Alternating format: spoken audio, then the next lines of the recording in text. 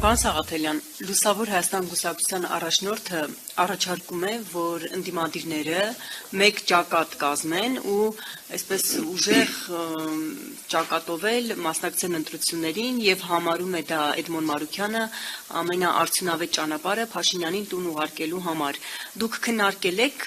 մեկ ճակատով մասնակցելու, որ լինի երկու բևեռ իշխանություն ընդդիմություն։ Քննարկել եք այդ հարցը ու արդյոք համարում եք, որ դա արդյունավետ է, այդպիսով հնարավոր է տապալել գործող իշխանությանը, դա համարում եք արդյունավետ ճանապարհ։ Ուրեմն մենք այդ հարցը քննարկել ենք, ու ոչ միայն քննարկել ենք այս ժողովում, այլ նաև դրանից առաջ։ Ինքը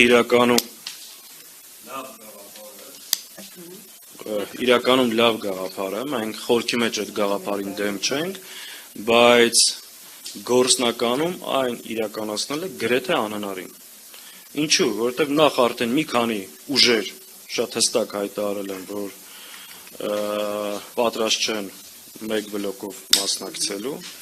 եւ երկրորդ, որ անկեղծ ասեմ, դրա արդյունավետությունն էլ 100%, ինչպես պնդում են մեր շատ գործընկերներ, 100% համոզմունք չի, որ դա շատ արդյունավետ է։ Ինչու՞,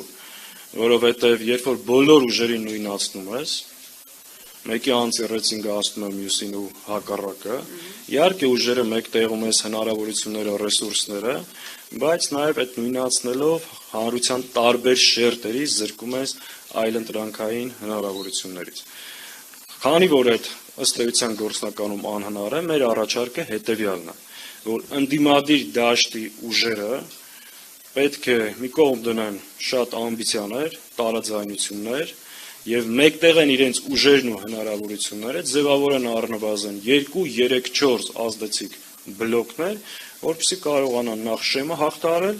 եւ երկրորդ գրանցել ավելի արդյունավետ արդյունք մեր գլխավոր նպատակը այս իշխանության վերարտադրությունը կանխելու համար։ Հետևաբար, քանի որ հնարավորություն չկա մեկ միասնական դաշինքով, առնվազն պետք է ամեն ջանք գործադրել մի քանի խոշոր բլոկ ձևավորելու համար։ Սա է մեր մոտեցումը եւ